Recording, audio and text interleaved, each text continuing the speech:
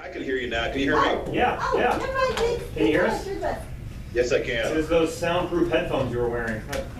Yeah, I think it was, yeah, the noise canceling was canceling, all right. All right. Okay, one more to introduce. One more to introduce. Stay with us for just one moment here. Sure. Oh, I am Gina Wallace. This is my first semester at school in 14 years. So excited to be back, and I know nothing, little to nothing about politics, and I would like to change that. Thank you so much. Aaron, can you introduce yourself and tell us your favorite color? Because that's what we're doing today. My favorite color? Yeah. So yeah, my name is Aaron Dorr. I'm the policy advisor with the Missouri Firearms Coalition. I do gun politics in 3 or 4 states, focusing on state level operations only, heavily involved in Missouri. And my favorite color is gunmetal, I guess.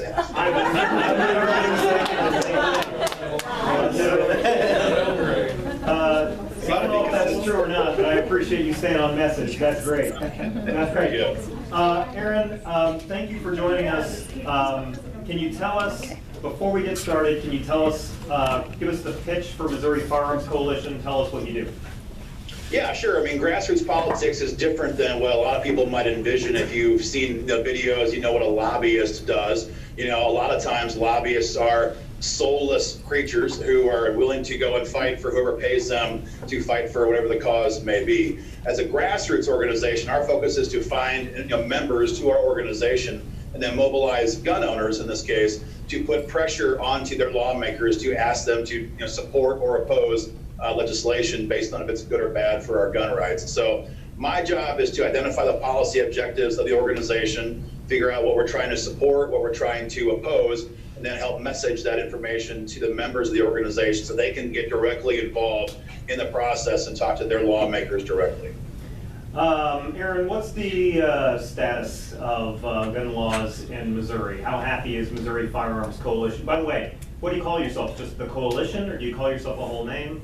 We just use Missouri Firearms Coalition. Yeah, that's fine. There's been a lot of improvements in Missouri's gun laws over the last couple of years. As you guys may or may not know, in 2016, that's a couple years ago now, but in 2016, Missouri enacted a standard ground law, which is a very important concept. It just, if someone's trying to attack you or your loved ones, in a public place, prior to that bill being passed into law, you would have to retreat before you could defend yourself. And the idea of having to retreat from an armed, criminal who is trying to kill, rape, rob you was preposterous, obviously. And so Missouri fixed that, and it simply said that if you're legally allowed to be where you are, then there's no need to retreat before using self-defense in defense of your loved ones. And that was a big accomplishment in 2016. Then also in 2016, Missouri enacted constitutional carry law, which simply said that if you want to get a permit, that's fine. But if you don't want to get a permit, as long as you're a law-abiding citizen, there's also no need to do that. So on a whole, Missouri is in a pretty good spot when it comes to gun rights from our perspective. There's a lot of bills in play right now that are trying to change that. And so for those of you guys who are watching who are pro-gun, you got to stay active, because this does not exist in a vacuum. We're either gaining ground or we're losing ground. There's no midway point in Jeff City or any political environment where we just kind of maintain the status quo. That's not how politics works. What does it mean to be pro-gun? It means you believe in the fundamental right of self-defense. You believe that the government does not, that we have an inherent right of self-defense and a right to keep and bear arms. The Constitution guarantees that right, that pre-exists, by the way, but we have that right to keep and bear arms. And so when those who try to infringe upon that right do so, we don't adopt the philosophy that, well, we don't need that accessory, we don't need this accessory, we're okay with giving up on this or giving up on that. We believe it's very simple. Innocent people are not the problem. Law-abiding people are not the problem. And criminals are not going to obey gun control laws anyway. That's why we call them criminals in the first place. One of the things that stand out to me about, if you don't mind me asking a couple more difficult questions, is 2019 is already off to a really crappy start with gun violence. We've already had, I think over the last 5 days, we've had 5 mass shootings. What is the Missouri Firearms Coalition's solution to ending or dramatically reducing mass shootings? Well, if you look at mass shootings, and of course the question is, how do you define that? I've not heard of 5, but it depends on how the media wants to define mass these days. But any shooting, obviously, any criminal murder is obviously a horrific situation. And if you eyeball all of the mass shootings over the last, let's say, 10 years, there's over 20 cases of major mass shootings of, let's say 5 to 8 or more people who've been murdered. Every single one of these, to my knowledge, every single one has taken place in a gun-free zone. And so criminals know that in a gun-free zone, there's no one there who can fight back. So despite Missouri's gun laws on constitutional carry, stand your ground law, shall issue, things like that, if you go to church, if you go to a voting precinct on election day, if you go to a hospital, if you go to a sports arena, if you go to, amusement parks, on mass transit systems, on and on it goes. If you're in one of these areas, criminals know you can't fight back. And so literally every single mass shooting, to my knowledge, in the last 10 years, of the big ones that we all hear about in the news, took place in an area where criminals know that they've already had the work done for them. Politicians have already disarmed anybody who would have a chance to fight back, because only the good guys, what we can do is to repeal gun-free zones in Missouri that give these madmen the upper hand. And Senate Bill 121, House Bill 258, that's the number, would accomplish that in Missouri. So that's relevant to where we are, because where we are is a college campus, and here at OTC we are a gun-free zone. We have people that are armed, security people, but we are a gun-free zone. There is I think one of the bills you just mentioned, introduced by Jason Taylor, I think he's a Republican from Nixa. Anyways, Jared Taylor, yep. Jared Taylor, he had put that in, and OTC is officially on record as opposing it. Yep. Because it seems like a bad idea, saying anybody who goes to college or anybody who walks onto a college campus, you should be allowed to be armed, because colleges, as are most places where lots of people gather, can be a place where people lose their tempers, right? Okay, is that, I guess I'm just asking you to comment on that, because yeah, I think that that's kind of the standard line that we hear from me, from anti-gun lobbyists across the country. But here's the deal: that's not what the bill does. First of all, you have to have a permit in order to be able to carry on a college campus under the bill filed by Representative Taylor and the companion bill by Senator Burleson. So number one, these people are already identified as being law-abiding citizens who have already met these thresholds to carry. So there's not going to be some scenario where we're going to allow bad guys, criminals, to be able to legally carry onto campus. That's a fanciful notion that's not based in reality whatsoever. So that's kind of number one.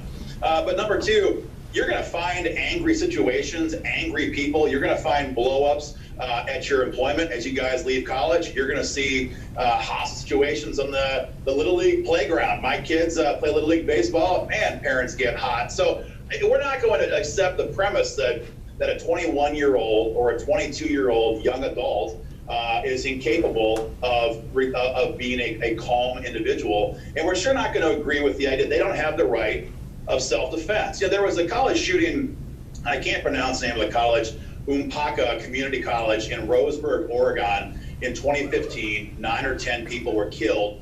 And one of the wounded men who lived was a 21-year-old college student.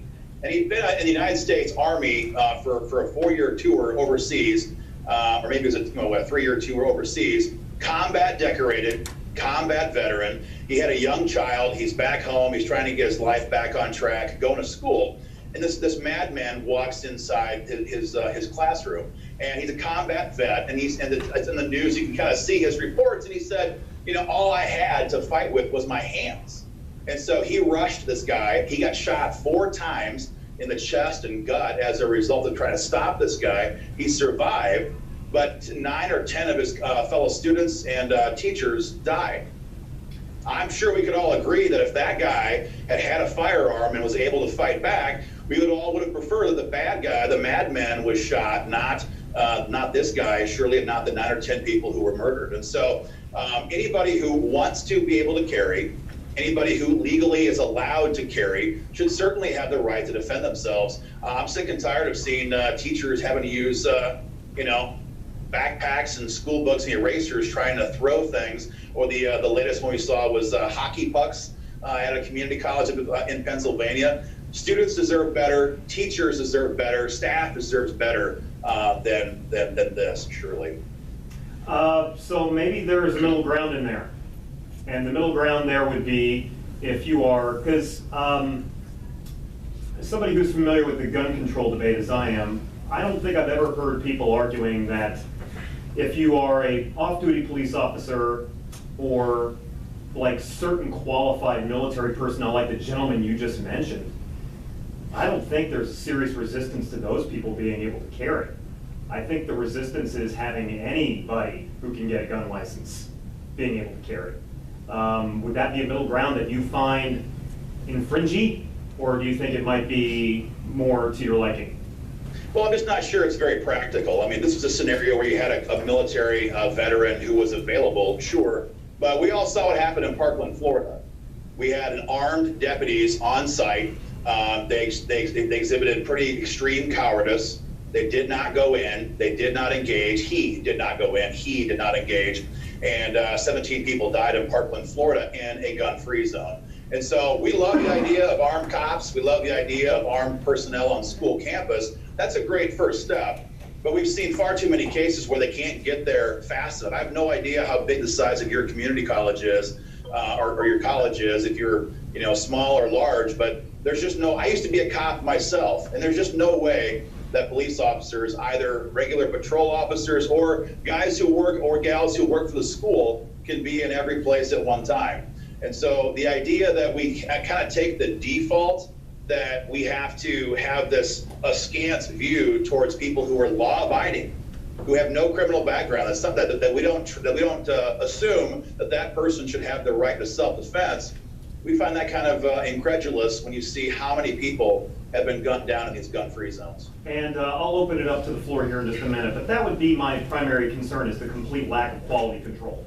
And if there's anything that should be quality controlled on a college campus, it's it's the type of person that should be allowed to carry. You can get a gun license and never train and still be allowed, if we were no longer a gun-free zone, be allowed to carry a gun on campus. And police officers aren't to be perfect. Their responses aren't to be perfect. Oftentimes they'll do a bad job, but while many times they'll do an amazing job or excellent or very brave job or try their hardest.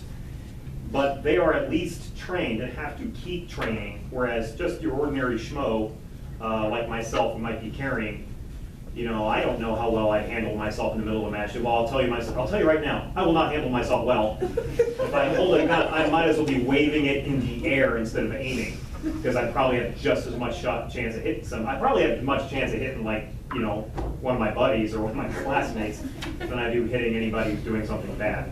So the lack of quality control is what causes me pause. Well, I guess all I would say is you'd be surprised how many ordinary schmoes, to use your phrase, are the people that you read about in the news every day who use their firearm in a self-defense situation. These are not people who are engaging in trying to stop hostile shooters in a mall. They're not getting involved in a running gun battle as a police officer would, but it doesn't take a lot of skill or a lot of practice, for a 21-year-old college girl to shoot a guy who's right on top of her trying to rape her. It doesn't take a lot of experience without training for somebody to stand there inside a classroom door, hearing the gunshots come down the hall, stand behind the door, and when the door opens up and that guy comes in with a rifle in his hand, to shoot him dead. And we see these stories play out hundreds of thousands of times a year, where regular people, not some former Navy SEAL, not a Green Beret, everyday men and women, young and old, use these firearms to defend themselves, and it happens all the time. And so I think it's kind of a bit of a false narrative to assume that you're going to see, Susan, from the poli-sci class, chasing some guy across the yard trying to drop him with well-aimed gunfire. But for Susan to be sitting in her car as some guy tries to break in the door to assault her, to shoot through the window and defend herself, that's entirely probable, and it happens every day in this country. So we just don't see these scenarios that we're always warned about, where some untrained person goes unhinged and a whole bunch of people are killed. This doesn't happen. Thank you so much for engaging me on this, because I find it very, very interesting and very important to the safety of our society just in general. I was reading, I do read those stories a lot. I was just reading a story in Fox News yesterday about a woman that had shot somebody in the middle of the commission of a felony. But I also read like studies from the FBI. And the FBI released a study, I believe, or at least an analysis of their statistics last, I want to say year, I think it was 2018, where they say for every person who uses their gun to stop a felony in action, in other words, the classic good guy with a gun instance, for every time that happens, there's like at least 33 instances where somebody is shot fatally just outside that narrative of good guy with a gun versus bad guy with a gun. Do you accept those statistics? Or, I don't know I don't quite know what that means. What do you mean? Like an instance where somebody is using their gun to stop a felony in commission. And they I got that part. What's the other half of the coin? Anything outside of that. So neighbors squabbling, somebody uses it and it accidentally hurts somebody, people get in a fight. Oh, I see. Yeah. Yeah, if we're talking about our guns used in the commission of a crime, absolutely. You know, do bad guys use firearms to kill people? Of course. That's not in dispute, and there's going to be, until the end of civilization, we're going to have evil people who do evil things with firearms. But if we accept the premise that it's the tool that is to blame, then we're going down a kind of almost a stupid road, because as we can see watching the news, bad guys do not need firearms to carry out mass attacks. We've seen them in the United States and across Europe use trucks, a rented pickup to plow through a promenade and kill dozens of people over in France and in this country here. We see people use knife attacks all the time. We see acid attacks becoming more and more common, especially over in London and Europe. And so we're not going to be able to purge a society of violence by trying to go after the tool that a criminal would use. There's just no way to stop somebody who is committed. They're going to find whatever tool they can find to carry out their actions. And I think that's, what do we do about that if they begin to come and attack ours? I think that's a great point. So I don't think I would argue that the gun is to blame. Or the tool in this case, well, the gun. I don't know why I'd say the gun is to blame. I think I'd say the gun makes it easier. I mean, I don't know. I mean, I live in Iowa. I work in a couple different states, as I told you before. But I mean, in Minnesota last summer, there was a guy who had declared loyalty to ISIS in Minnesota, a couple states north of you guys, one place north of me. He pulled out a knife and he stabbed 9 people in a shopping mall in Minnesota, rural, small town Minnesota, in a space of a matter of moments. I mean, it might have been less than 30 seconds. He'd stabbed 9 people before a gun owner shot and killed him. So, there's just, I mean, the moving truck that hit the promenade in France is perhaps one of the most deadly attacks. I mean, 75 or 79 people killed in this truck attack. That's a very efficient way, if you're a madman trying to kill people, to accomplish the mission. So again, we just don't believe that there's going to be an ability to stop violent crime by trying to demonize the tool that is used. On the contrary, what we do in doing that is make it harder for good guys to fight back with their own efficient abilities, because I don't walk around carrying acid in my briefcase to attack somebody to defend myself with. I carry a Glock 9. And so the most efficient way for me to defend myself is a firearm. It's the same for your students there and for anybody else. So we don't want to get into that situation where we accept the premise that the tool is to blame. This is irrelevant. How do you throw acid? Because I've heard that several times. I know it's a common attack. That's a great question. I guess I don't know how you throw. You throw it in a bowl. You throw it at somebody. I don't know. I assign that to one of your students to have them do a paper on it, because I have no idea myself. All right. Anybody have any questions, comments, anything of that nature for Aaron Dorr being very generous with his time? I actually do. Aaron, can you hear Sydney okay? Yeah, I can. Perfect. First, I would like to say that I think you made very agreeable arguments in favor of gun rights, in my personal opinion. Now, you made a comment at the beginning saying that those who are pro-gun, that they should be pursuing their beliefs actively and staying active in their communities and outreaching to those and having discussions like such. But how would you suggest the youth in particular who aren't taken as seriously on this subject to be involved? Well, I think that youth are more and more becoming seen as very relevant to these conversations because, of course, the other side of this political argument is using youth as their rally cry to help pass gun control. So the more young people who stand up and say, I should not be denied my right of self-defense because I'm 19 or 20 or 21. For example, one of the bills being talked about right now, I had the sheet here in Missouri, House Bill 97, Representative Green, would ban your rights. How old are you, ma'am? I forgot to ask. I'm 21. You're 21, so you make the cut. But if you're 20, they would ban your right to own a semi-automatic firearm because they think you're not old enough. And so there's a lot of this movement out there right now trying to disarm people because of an objective age, some kind of it has to be 21 or 25. So the more lawmakers hear from law-abiding people who are younger and say, hey, why do I lose my right of self-defense when I'm at college? Why should I lose my right to buy a firearm when I'm 20 years old? You know, the idea that a young person could join the military, pull a year-long tour overseas, come back to Bethany, Missouri, or whatever else, start a family at the age of 20, buy a house, get a job, but you can't buy a firearm for self-defense. That's preposterous.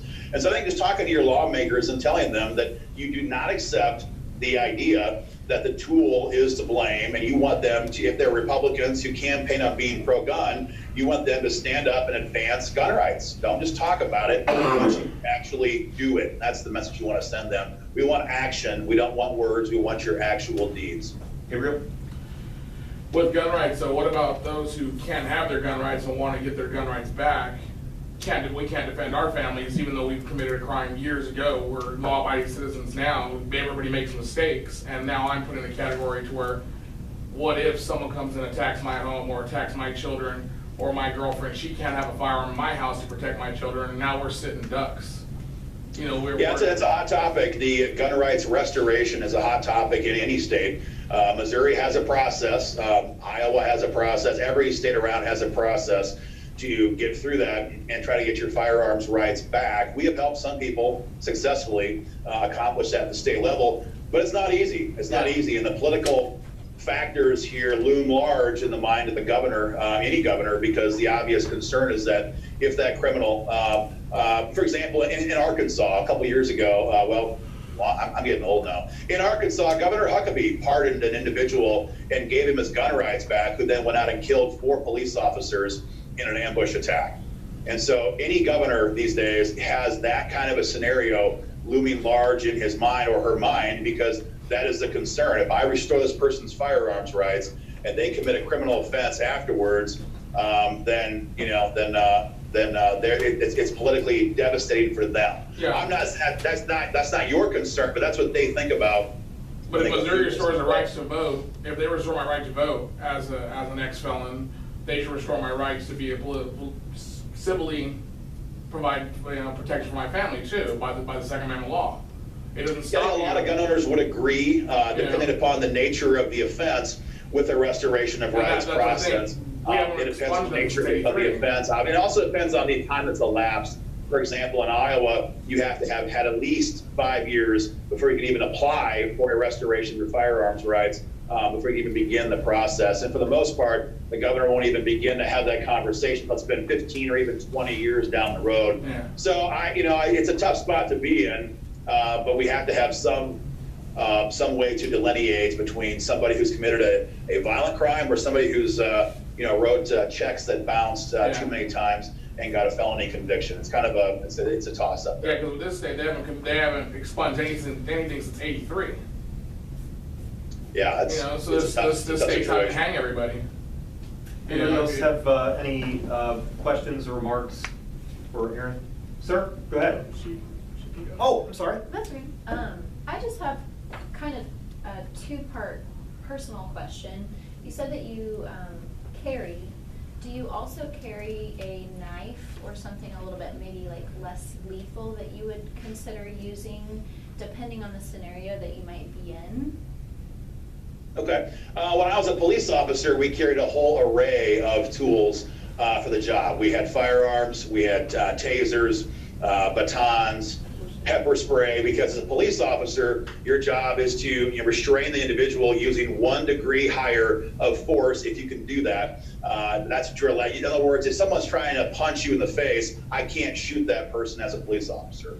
There's a ring of force that we're allowed to expand into, depending upon the level of force the criminal is employing. And so because that person has training, the equipment, and the all-important radio to call for backup, which is the most important tool that a police officer has, they're expected to use those rings when it comes to using self-defense force.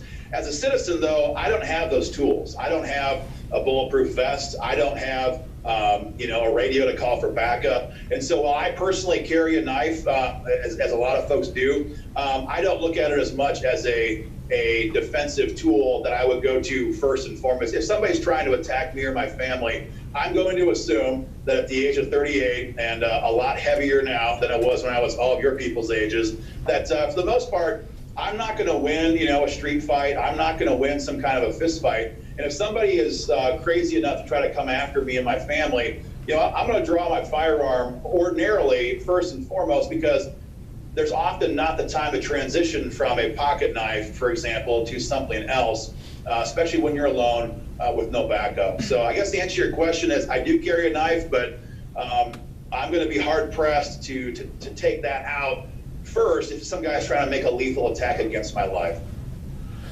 And then also, as a civilian, outside of your police career, have you ever been in a situation where you thought... Out of my former job as a police officer, no, I have not. Okay, thanks. I have one. Yeah, we have a question from Kara. Go ahead. Hi. So I guess I want to get your thoughts on, let's say a standard self-defense handgun, or like what you were issued as a police officer was probably a Glock 19, like a semi-automatic. What are your thoughts on fully automatic weapons like AR-15s, these powerful weapons that have been used in mass shootings? Do you see legislation like kind of maybe bringing that harder to get, or what are your views on it? Well, there's the news talks nonstop about the AR-15 as being the be-all and the end-all when it comes to the cause of violent crime. There's actually a lot of stories out there all the time about citizens who use the AR-15 to defend themselves from violent criminals. And so the reality is that you are much more likely, and I think your professor mentioned the FBI Uniform Crime Report earlier, you can pull those reports up and see that you're much more inclined, more likely, if you're going to be murdered by a criminal, to be stabbed, to be beaten to death with their hands, their feet, personal weapons they call them, or to be shot with a handgun than you would be an AR-15. And so while that is the topic du jour right now of the gun control crowd, the reality is just that the firearm is rarely used to carry out mass attacks. And for every time it is used in that capacity, there are more cases than that where that firearm is used to stop evil people. The best example I can have for you is the church shooting in Texas, December of 2017. It's a classic case. The madman attacked the church with an AR-15. He killed, I think, 28 people in that church with an AR-15, and the neighbor across the street who heard the sounds of the gunfire, he's standing there in his underwear. Basically, he was sleeping on a Sunday morning. He runs across the street in a pair of shorts and his socks, loading his magazine for his AR-15, and he was able to shoot inside of that church from a distance, from cover, to engage that shooter, and he hit him, and that ended the attack. And so the obvious question is, well, which AR is good and which AR-15 is bad? I mean, both people use an AR-15, one to commit mass atrocity and one to stop it. So again, we still believe the idea that the tool is the one to blame. Sure. Do you believe an 18-year-old should be able to purchase an AR-15? That's when I bought mine. Yeah, absolutely. You're a law-abiding adult at that point. Absolutely. What's your opinion, while we're on the subject of automatic weapons, what is your opinion of the bump stock ban? I don't think President Trump has signed yet, but he said he is going to ban bump stocks. It's administrative orders being issued by the ATF, so it's in effect, and the deadline, I believe, is the 1st of March. I could be wrong on that. So it's the same as any other tool. The bump stock is a novelty item, to be honest, that not a lot of gun people really care about, to be totally honest. But the problem with banning them, the problem with trying to blame a bump stock, is it's an obvious slippery slope. And the minute you blame the bump stock, the next time there's some kind of a mass attack, they're going to blame the 30-round magazine or the 15-round magazine or the collapsible stock or the flash suppressor or the this or the that. And if we accept that premise, then we're going to wake up one day having BB guns and Nerf guns to fight back with against criminals. Because again, don't forget, the criminals are not obeying any of these laws. So we can come after law-abiding gun owners all we want to, take away their firearms, take away their accessories. That's not going to stop a criminal. And so while the bump stock isn't a thing that I personally use, that a lot of our members care a lot about, we care deeply about the principle of allowing politicians to demonize an accessory when the real issue remains the madman, the criminal who used it in the first place. You're aware of why Trump has ordered this though, right? It was a response to the Las Vegas shooting where the guy was using a bump stock. So Sure, but again, I don't think we're trying to create a has- slippery slope to BB guns. We're just trying to keep something like that from being as deadly as it was before. Well, I mean, yes and no. When Pelosi was asked, Nancy Pelosi was asked last year, is the bump stock a precursor to something more to a slippery slope? Her quote was, "I certainly hope so." So it's not a far-fetched notion to have that concern. But anybody who's been in the military or anybody who just owns an AR-15, a regular semi-automatic, AR-15 will tell you that when you put on a bump stock, your firearm is immediately less controllable, period. Guys from the military, and I was not, so I'm speaking from secondhand experience, not firsthand, will tell you that for the most part, when you're shooting fully automatic firearms, you don't have accuracy. You're putting down a lot of suppression fire ordinarily to allow, and maybe you have some veterans perhaps in the classroom, I know could back this up, but some full auto fire is ordinarily used to provide suppressing fire for other officers, soldiers to advance on the target. And so if somebody wanted to really maximize their destruction, they're better off not having a bump stock in the first place. So again, we're demonizing an accessory when the issue here is the person who's using the accessory or the firearm in the first place. Hunter, did you have a question or a comment? I wanted to know his take on universal background checks. Do that, sir. I did. There is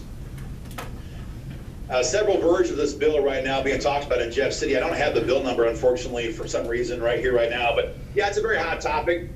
H.R. 8 is the bill in Congress. It's going to be heard in Judiciary Committee hearing testimony in D.C. Wednesday morning at 11 o'clock or 10 o'clock. It's the hot topic right now, as well as banning the AR-15. And the idea, it sounds great on paper, but if you look back at all the mass shootings over the last 10 years, the big ones I referred to a few moments ago, everybody except for the Parkland, Florida shooter and Adam Lanza, the madman who attacked the Columbine, the Newtown, Connecticut school in Newtown, Connecticut. All of these shooters go through a background check. The guy the ultimate irony perhaps is that Congresswoman Giffords, who of course was shot in 2011, who's now trying to push for this bill and has been for the last decade, Congresswoman Giffords was shot by a madman who passed a background check. So the very bill she's talking about wouldn't have stopped that guy from acquiring a firearm. The two Fort Hood shootings, the big ones, those guys both passed a background check. The guy who shut the church up in South Carolina passed a background check. I mentioned the Oregon Community College shooting. That guy passed a background check. The shooter who shot the theater in Aurora, Colorado in 2012 that killed a bunch of people, he passed a background check. The Islamic terrorist who shot up the nightclub in Orlando, Florida in, 2 years ago, who declared loyalty to ISIS during his attack, passed a background check, passed a waiting period, everything. So first of all, they don't work. They don't stop violent crime. And I mentioned Adam Lanza earlier and the Parkland shooter. It didn't stop them either. They bypassed the check by stealing the firearms from somebody else. And so, first of all, they don't work at their intended purpose, number one. But number two, the purpose is not to stop violent crime from our perspective. The purpose is to establish a protocol where every gun owner goes through a government database. And the bills that we're seeing across the country right now would make it a felony offense, for example, for a grandfather to simply pass down family heirloom firearms to their grandson, to one of you gals or guys in the classroom right now.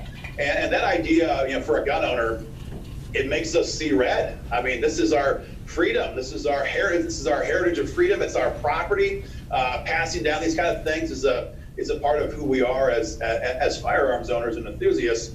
And so to have to go to a government check as a condition of doing that or face a felony offense, we find it very preposterous. And again, don't forget, they don't stop violent crime. Aaron, I can't tell you how depressed I am when I hear you list off that list of mass shootings. Just the number of mass shootings that have occurred, and especially when you're like, both of the shootings at Fort Hood, like the number of shootings that we have, and I don't mean gun violence, I mean mass shootings, it depresses me. So I'm gonna ask you to make me feel better.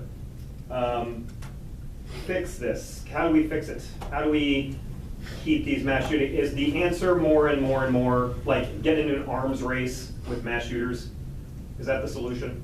Well, I think as a Christian myself, the problem stems from a person's heart. And so, a person needs to have some moral compass in their life to begin to figure out right from wrong in the first place. Politics and our solutions for and against gun control are only a stop action that has to respond to a person's moral character. So if a person does not have any morals, if a person does not believe in right and wrong, if a person does not understand or believe basics like it's wrong to kill people, then there's not any law that we can pass that's going to all of a sudden make that immoral person suddenly become moral. And so we have to get real with that. It's a heart issue. It's a soul issue at its stem. And once we acknowledge it, the question is, well, then what can we do to defend ourselves? Because we can't pass a law that a criminal is going to obey. That's just a sad fact of the reality. And, I would certainly prefer, there's kind of the old phrase, dangerous freedom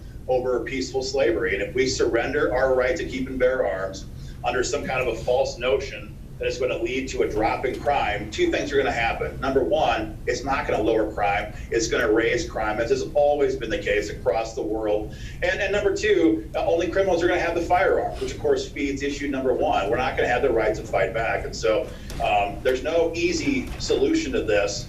And we have to get real with this, the root cause in the first place. So any more questions or concerns, thoughts? Hunter?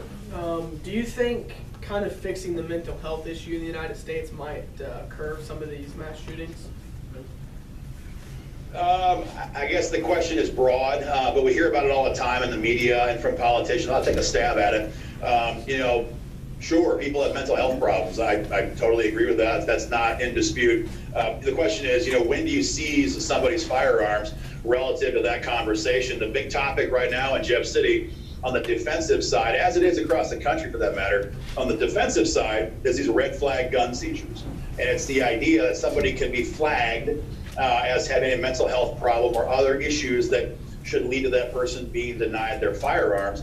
Are there people who should not have guns? Of course, absolutely. Should madmen have their firearms taken away? Of course, absolutely. But that should happen through a process, an adjudication process. It should not happen where someone could just be falsely accused of having a reason to have their firearms taken away, and the court agrees and says, sure, take the firearms. The bill being talked about right now in Jeff City, Senate Bill 42 and House Bill 40 from Senator Shoup and Representative Lavender, would allow people to make a claim that you are a threat to yourself or somebody else. They can do that via an ex parte hearing, which means you're not in the room. So if you have a jealous ex-boyfriend, ladies, or if you have a crazy ex-girlfriend, guys, or if you have a bitter ex-spouse, if you have a bitter family member, there's all kinds of classifications of who can file the complaint. Somebody doesn't like you can file the complaint, and the hearing is held ex parte. You're not in the room. You're not even aware the hearing is taking place. And somebody makes a claim against you. You're not there to defend your name. You can't bring a lawyer. You have no idea it's even taking place. And if the judge agrees, and they're agreeing left, right, and center all across the country right now, and issues a seizure order, your firearms are taken away. They're confiscated by officials, and you've never been indicted. You've never even been arrested. You've never been convicted in court of anything. And so our standard is very simple. Before someone's going to lose their inherent right to keep and bear arms, that person needs to be adjudicated so, not just declared so by a judge who never even has to meet you as the individual. This red flag gun seizure law is the most dangerous attack on our gun rights in a long time. It goes far beyond going after a firearm. or an accessory. It goes after anybody who can be hit with a red flag seizure order. Again, certain people should not have firearms, of course, but those people need to be adjudicated as defective, not just declared so by a bitter ex-spouse who convinces the judge to seize the firearms. The other problem with that bill, of course, is the idea that it can be expanded. In Washington State right now, where they enacted red flags in 2016, the bill being pushed right now this year in Olympia is to allow the red flag concept to apply to minors. So if your 14-year-old son is in high school, is in grade school, and he has a problem, he has some kind of an altercation of some sort in the parking lot, the school resource officer can hit him with an SR with a red flag, and then under this proposal, because Johnny can't own firearms because Johnny is 14 years of age, under this proposal, this expansion of red flags, they would get to come to Johnny's parents' house and confiscate every firearm that Johnny's parents own when they aren't even the topic of the conversation in the first place.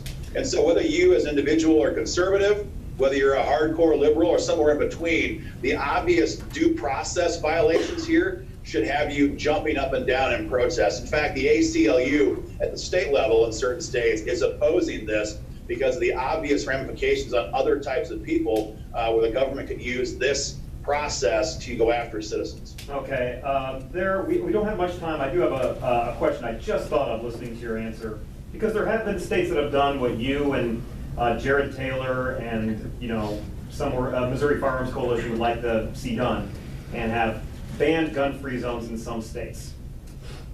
Has there been any sort of study that you're aware of that has compared and contrasted the safety of these schools in no gun-free zone states versus states like Missouri that do have gun-free zones? Has there been any study that you're aware of that's been conducted that says gun-free schools are therefore more dangerous, more gun violence, more violence happens on those in those states relative to the other ones? I couldn't speak to a study that I'm aware of that has studied that on the backside.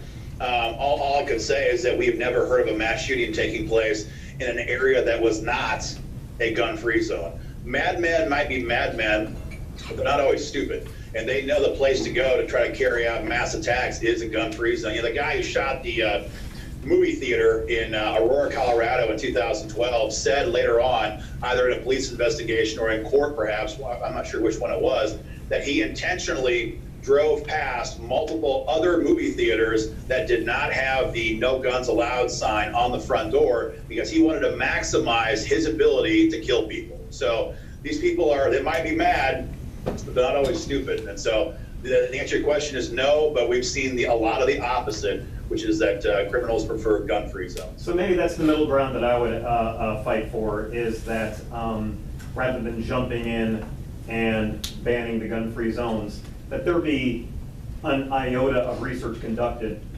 to say that will therefore, we have studies that confirm it will make your school safer. That would be my middle ground, perhaps.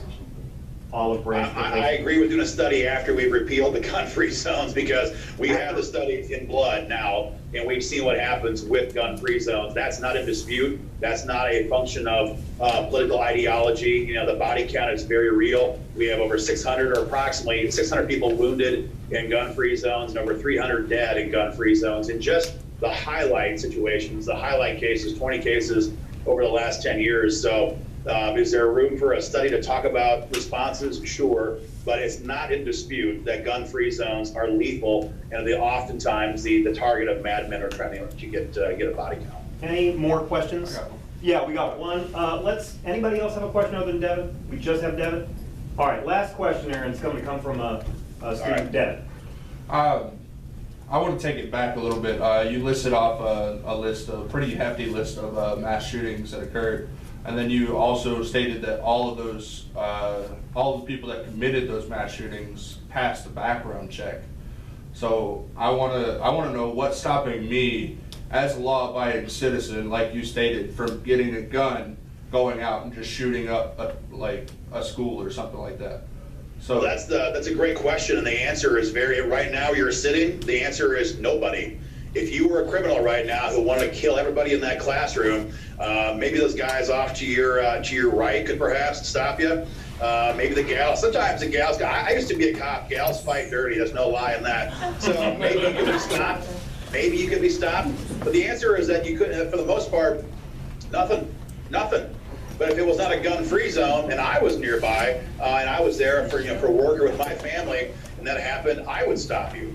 Because if I didn't, you'd be coming from my family, my loved ones, or innocent people right around you that I care about, as any moral, law-abiding citizen does. So I think rather than that be some kind of proof that we need gun control to stop these random acts of violence, we have to acknowledge the fact that you can't stop random acts of violence by pixie dust or good wishes or legislation. And the only way to stop a person like that is an armed guy who can fight back, or armed gal who can fight back. I'll leave you guys with this. There was a reporter on the news today in Washington, D.C. I can't source it right now. I'm just on the fly here. He's a comedian for some big organization in Washington, D.C., a committed anti-gunner, probably early 30s, a lifetime of being opposed to the Second Amendment. And he was on the news today. He was robbed, armed robbery on the subway system in Washington, D.C. recently, sometime in the last couple of weeks, the way it sounded. Two guys pulled a gun, took his cell phone and ran away. And he said, this is from memory, so it's not verbatim, but he said, I had always taken my freedom for granted. I had taken the Second Amendment for granted. He said, the fear I felt when those firearms were facing me and I had no way to fight back, it left me utterly shaken, helpless. And I would leave you guys with that thought, separate from the politics, separate from the left, right, my version, whatever, somebody else's version. At the end of the day, you're in charge of your own safety. At the end of the day, your school resource officers cannot get there in time. At the end of the day, ladies, you usually cannot overpower that guy who's trying to assault you. At the end of the day, you're responsible for your own safety. And if we allow, as society, the government to take that right away, or to begin to infringe on it, which would lead to eventually taking that right away, we're all in trouble and we're all unable to defend ourselves. And you can read a history book, I'm sure you have, in government class about what happens to societies where only the government has firearms. Aaron, I can't thank you enough for being so generous with your time. Round of applause for our guest speaker. We see your website, we see your social media, so we have that promoted and broadcasted. Thank you so much, sir. You bet. Have a great day. Great. Thanks for the conversation, discussion. Have a great day, folks. You too. Thank you so much. Thank you. All right. So as we let Aaron go, I just want to say real quick, thanks to your name. Thank you, Aaron. It's all right. All I can think of is like Fort Hood, Newtown. Anyways, thank you so much for attending. Please, thanks to Garrett, we have a Facebook page now. The Facebook page is pretty much dedicated to updating you guys on what we are doing. Please like that and follow us, and we'll keep you updated via Remind. Thank you so much, everybody. Yeah, I wonder.